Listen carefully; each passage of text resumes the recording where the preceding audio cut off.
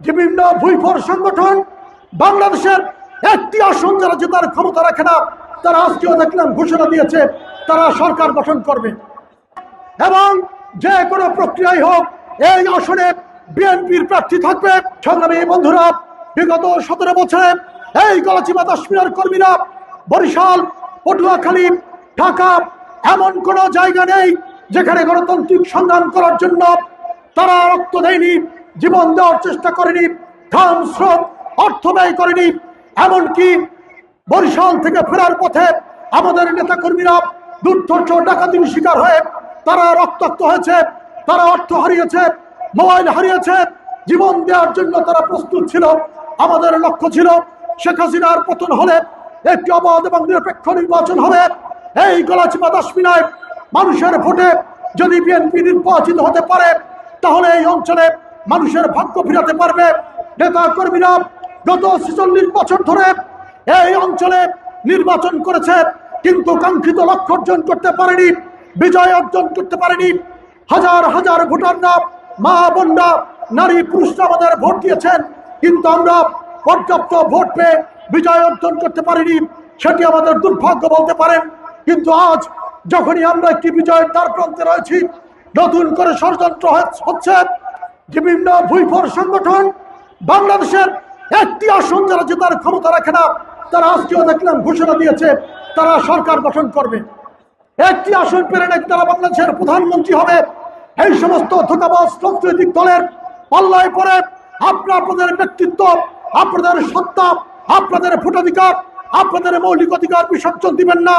আমাদের দৃঢ় বিশ্বাস, বাংলাদেশ জাতীয়তাবাদী দল গলাচিপা কাশ্মীরের নেতাকর্মীরা যদি ঐক্যবদ্ধ থাকে, আমরা যে কোনো বিজয় অর্জন করতে সক্ষম হব ইনশাল্লাহ।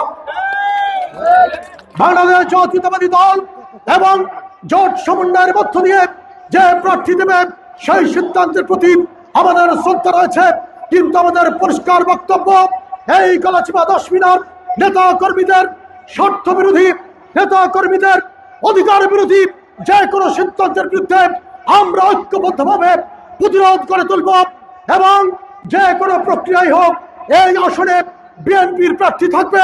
যদি আপনারা মনে করেন আমি হাসান মামুন অযোগ্য প্রার্থী, অজনপ্রিয় প্রার্থী, বিএনপি থেকে যে কোনো প্রার্থী দিলে তার নেতৃত্বে আমরা নির্বাচন করব, কিন্তু কোন ভুইফর সংগঠনের নেতাকে ভোট দিয়ে বাংলাদেশের জাতীয়তাবাদী দল গলাচিপা কাশ্মীরের নেতাকর্মীরা, সমর্থকরা 1 মিনিটের জন্য সহ্য করবে না। সকল প্রকার ত্যাগের বিনিময়ে তাদের বিরুদ্ধে প্রতিরোধ করে তোলা হবে। সংগ্রামী বন্ধুরা, প্রশ্ন আসছে যে আমরা নির্বাচন করব কিনা। দলের সিদ্ধান্ত, জোটের সিদ্ধান্ত যাই হোক, এই আসনে বিএনপির প্রার্থী থাকবে এবং থাকবে ইনশাআল্লাহ।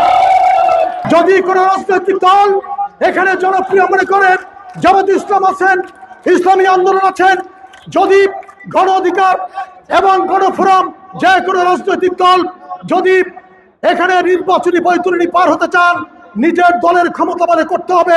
বাংলাদেশ জাতীয়তাবাদী দল আপনাদেরকে সহ্য করবে না, বরখাস্ত করবে না।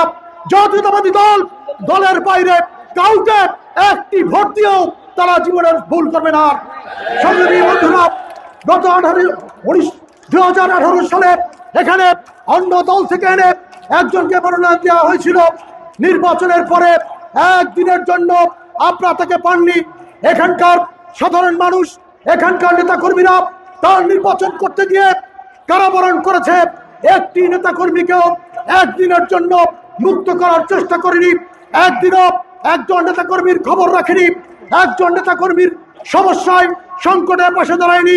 সুতরাং গলাচিপা কাশ্মীরের নেতাকর্মীরা কোন ভারতের নেতার পিছনে আর 1 মিনিট, একটি ভোট, একটি স্লোগানও ব্যয় করবে না। যা করবে বাংলাদেশ জাতীয়তাবাদী দলের জন্য করবে এবং নির্বাচনের ফলাফল চূড়ান্ত না হওয়া পর্যন্ত আমরা রাজপথে থাকবো, নির্বাচনের মাঠে থাকবো এবং নির্বাচনের ফলাফল নিয়ে আমরা ঘরে ফিরবো।